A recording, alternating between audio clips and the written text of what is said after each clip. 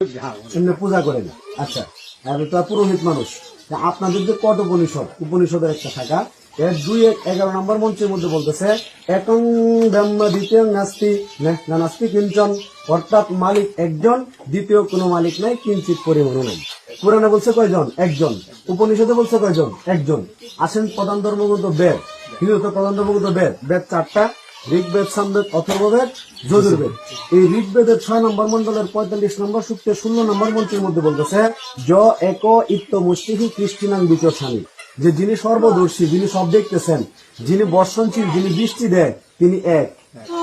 বেদের মধ্যে বলছে কয়জন? একজন। আবার আপনাদের গীতার 7 নম্বর অধ্যায়ের 20 নম্বর অনুচ্ছেদের মধ্যে বলতেছে যে নিজের বিচার বিবেক বুদ্ধি হারিয়েছে সেই উপদেবতার পূজা করে। তার মানে বোঝা গেল এখানেও বলছে কয়জন? একজন। কোরআনে বলছে কয়জন দাদা? একজন। উপনিষদে বলছে কয়জন? একজন। বেদে বলছে কয়জন? একজন। গীতায় বলছে কয়জন? একজন। সব জায়গায় বলতেছে একজন। আপনার আমার বিবেকও কিন্তু বলতেছে মালিক কয়জন? একজন। এখন আমরা যারা মুসলমান, আমরা এক আল্লাহর উপাসনা মসজিদে করছি, যেহেতু আমাদের কোরআনে বলা, আমরা এখানে ধনী গরিব সব মুসলমান মিলা এক আল্লাহর উপাসনা করছি। এখন দেখা যায় আপনি একজন হিন্দু মানুষ, সে তো ধর্মে বলা একজন মালিক, সে গেল দুর্গা পূজা করার জন্য। দুর্গার সামনে যখন মাথা নত করলো, সাথে ওসরের সামনে মাথাটা নত হইল, হয়ে গেল 2 জন। ওসরের পায়ের নিচে থাকে একটা মহিষ, হয়ে গেল 3 জন। আবার দুর্গার সাথে বাহন থেকে তো সিংহ, নাকি না বল বলতেছে? বললেন দুর্গার থেকে বাহন থেকে সিংহ, হয়ে গেল 4 জন। আবার এদিক দিয়ে তার 4টা সন্তান, লক্ষ্মী, সরস্বতী, কার্তিক, গণেশ, 8 জন। দেখবেন লক্ষ্মীর সাথে একটা পেঁচা, সরস্বতীর সাথে একটা হাঁস, আবার কার্তিকের সাথে ময়ূর, গণেশের সাথে ইঁদুর, আর ওই দিক দিয়ে হলো 4 জন, মোট হলো 12 জন। আর গণেশের সাথে থাকে কলা গাছ, হইলো কয়জন? 13 জন। একজন দুর্গা পূজারী একত্ববাদের কথা সে বলতেছে, তার ধর্ম বলতেছে একজন মালিক, কিন্তু দুর্গা পূজা করতেছে 13 জনের। আসেন এখন ইসকনের ভাইয়ারা, নতুন যারা আপনারা মনে ইসকনের সাথে সংশ্লিষ্ট, ইসকনের এব্রিভিয়েশনটা কি? ইন্টারন্যাশনাল কৃষ্ণ ভাবনামিত সংঘ। আন্তর্জাতিক ভাবে আপনারা কৃষ্ণকে ভগবান মানেন, এই তো বিষয়টা। এবং বর্তমান সময়ে বা অনেক শিক্ষিত হিন্দুরাও আছে যারা বলতেছে যে আমরা অন্যান্য দেবদেবীর পূজা করি না, আমরা শুধু কৃষ্ণকে মানি। যেমন আজকে যে আপনারা কীর্তন করছেন, এটাকে তো হরিনাম মহাসংকীর্তন বলে। আপনারা অষ্টপ্রহর কীর্তন করেন, 16 নাম 32 অক্ষর। এর মূল মন্ত্রটা কি? হরে কৃষ্ণ কৃষ্ণ কৃষ্ণ হরে হরে, হরে রাম রাম রাম হরে হরে। এই তো বিষয়টা আপনাদের। আচ্ছা, এখন দাদা আপনাদের তো মালিক একজন, তাহলে হরে শব্দের অর্থ তো রাধা, নাকি? এই দিক দিয়ে আসেন। কৃষ্ণ হলো দেবকী বসুদেবের ছেলে, দাদা কয়জন হইলো? 2 জন। রাম হইলো অযোধ্যার দশরথের বড় ছেলে, কয়জন হইলো? 3 জন। আপনার গলার মধ্যে তুলসীর মালা আছে, কয়জন হইলো? 4 জন। এদিকে দেখেন এই যে পঞ্চতন্ত্র, এখানে 5 জন কিন্তু একসাথে থাকে কৃষ্ণের সাথে, তাহলে এদিকে যদি হয়ে যায় আরো 5 জন, কয়জন হইলো? 8 জন। আবার আপনাদের ইস্কনের মূল পূজা জগন্নাথের পূজা, তাহলে কয়জন হইলো? 9 জন। বলছিলেন কিন্তু মালিক একজন, মানতেছেন কয়জন রে? 9 জন রে। আবার গীতার মধ্যে অধ্যায় আছে 18টা দাদা। এই 18টা অধ্যায়ের কোন জায়গার মধ্যে হরে কৃষ্ণ কৃষ্ণ কৃষ্ণ হরে হরে, হরে রাম রাম রাম হরে হরে এই মন্ত্র দেখানো সম্ভব? গীতার 18 অধ্যায়ে কোন জায়গার মধ্যে তাদের মন্ত্রটা লেখা আছে? কোন জায়গায় কিন্তু লেখা নেই। তার মানে বোঝা গেল এটা একটা ভুল পথ। সঠিক পথটা কি? এটা বেদের মধ্যে বলে দিছে। অথর্ববেদের শাখা উপনিষদে বলতেছে হুতারমিন্দ্র মহাসুরিন্দ্রবু অল্লে জ্যেষ্ঠং শ্রেষ্ঠং পরমং পুণ্যং ব্রহ্মণং অল্লাম অল্লু রাসুল মোহাম্মদ রকং বরস অল্লু অল্লাম আদল্লাং বুকম একং আল্লাহ বুকং বিখ্যাতকম। যে দেবতাদের রাজা হচ্ছে আল্লাহ, আদি ও সকলের উপর ইন্দ্রের গুরু, আল্লাহ পূর্ণ ব্রহ্মা, অক্ষয় অব্যয় স্বয়ম্ভু, মোহাম্মদ হলো আল্লাহর রাসুল পরম বরণীয়।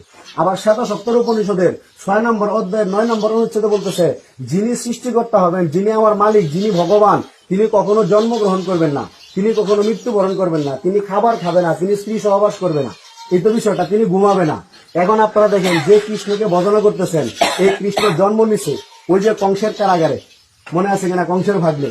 আবার উনি মারা গেছেন, তার নিজের পুত্ররা তাকে যখন অস্ত্রের আঘাত করছে, 100 পুত্র হওয়ার পরে তিনি মারা গেছেন। তিনি দধি ননি ঘি মাখন এগুলো উনি খাবার খাইছেন। আবার রাধা তো তার মামি সহবাস করছেন 16,000 গোপীর সাথে, উনি সহবাস করছেন, ঘুমাইছেন।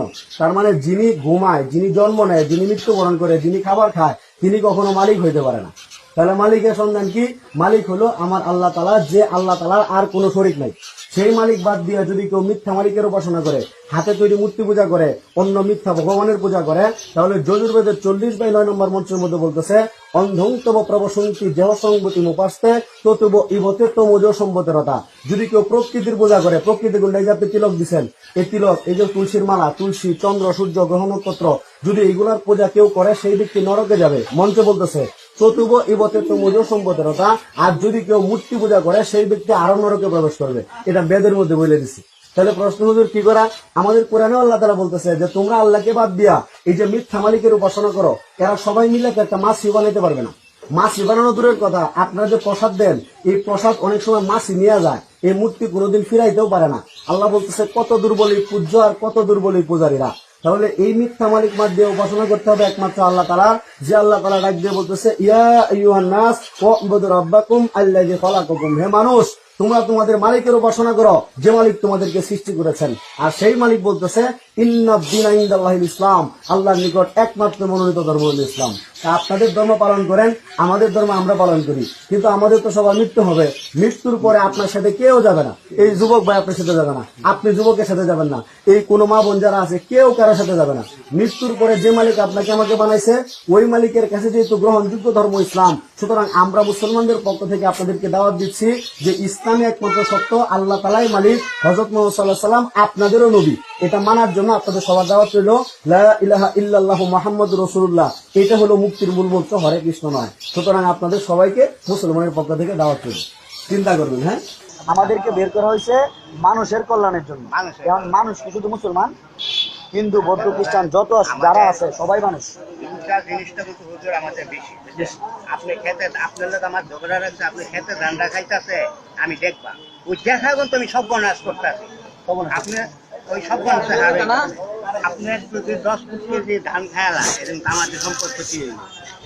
অথচ আমাদের উচিত ছিল এটাকে আমরা সবাই সমিতি, কোনটা হিন্দুর জমি কোনটা বৌদ্ধ খ্রিস্টান এটা পড়ার কথা। প্রশ্ন না, এই প্রশ্ন আপনার শত্রু আমি সরাই দিব, আমি সরাই দিব জায়গায়। আমাদের বানাইছে এক মালিকে, আমরা এক আদমের সন্তান হিসেবে আমরা সবাই ভাই বোন, হিন্দু মুসলমান সবাই আমরা ভাই বোন। এবং আমাদের কোরআনে কারিমের যে আমরা কোরআন নিয়ে কথা বলতেছি, এই কোরআনে কারিমের মধ্যে আছে শাহরু রমাদানাল্লাযী উনজিলা ফীহিল কুরআন হুদাল লিন্নাস, বরকতময় রমজান মাসের মধ্যে কোরআনে কারিম নাযিল করা হয়েছে সমস্ত মানুষের হেদায়েতের জন্য। তার মানে কোরআন শুধু আমাদের না, কোরআন আপনারও, দুলাল ভাইয়েরও, আমারও, ইহুদি, বৌদ্ধ, খ্রিস্টান যারা আছে দুনিয়াতে সবার জন্য এই কোরআন। ঠিক আছে না? এই কোরআনের সূরা আলে ইমরানের 19 নম্বর আয়াতের মধ্যে বলা আছে ইন্নাদ দীনা ইনদাল্লাহিল ইসলাম, আল্লাহর নিকট একমাত্র মনোনীত ধর্মের নাম হলো ইসলাম। এখন বলতে পারেন তাহলে কোরআনে তো ইসলামের কথা বলবেই, কিন্তু বেদের মধ্যেও আছে উত্তরায়ণ বেদে লা ইলাহা হরতি পাপম ইল্লা পরম পদম, জন্ম বৈকুণ্ঠ অপরিণতি তজপিনা মুহাম্মদম। অর্থাৎ আল্লাহর কথা শুনতেছেন তো নাকি? আল্লাহর আশ্রয় ছাড়া প্রকৃত কোনো আশ্রয় নাই। যদি কেউ বৈকুণ্ঠে বা স্বর্গে যেতে চায় আল্লাহর আশ্রয় গ্রহণ করতে হবে, হযরত মুহাম্মদ সাল্লাল্লাহু আলাইহি ওয়াসাল্লামকে অনুসরণ করতে হবে। আর উনি বলে গেছেন কুল ইয়া আইয়ুহান নাস লা ইলাহা ইল্লাল্লাহ তুফলিহুন, বলো হে মানুষ সকল আল্লাহ ছাড়া কোনো মাবুদ নেই, কামিয়াব হয়ে যাবে। তার মানে আপনার মঞ্চের মধ্যে, আপনার গ্রন্থের মধ্যে, আমাদের গ্রন্থের মধ্যে সব জায়গায় এক আল্লাহর কথা বলা, রাসূল সাল্লাল্লাহু আলাইহি ওয়াসাল্লামকে মানার কথা বলা। আপনি যদি মৃত্যুর আগেও যদি কালেমা পড়তে পারেন লা ইলাহা ইল্লাল্লাহু মুহাম্মাদুর রাসূলুল্লাহ, ইনশাআল্লাহ একদিন আপনি মুক্তি পাবেন। এই জন্য আমরা বাইরে নিয়ে চা খেলাম, আপনার সাথে পরিচয় হলো, হাসি মাখা মুখ, খুব ভালো লাগলো। আমরা মুসলমানের পক্ষ থেকে আপনাদেরকে সত্যের দাওয়াত দিয়ে দিই। ঠিক আছে দাদা? এই আজকে এখানে দাদা যেখানে আমাদের কথা হলো একসাথে বসে আছি না, একসাথে সবাই হাত মিলে দুলাল ভাই আমাদেরকে চা খাওয়াইলো, আমরা চাটা কিন্তু অনেক মজা হয়েছে। স্বর্গেও আমরা একসাথে থাকতে, এই জন্যই আপনাকে দেখে ভালো লাগলো। দুই চারটা কথা বলা। মসজিদ আছে ওই যে বাংলা কাছে নয়াপাড়া মসজিদ আছে না, আমাকে সারা চোখ মুখে দেখবেন।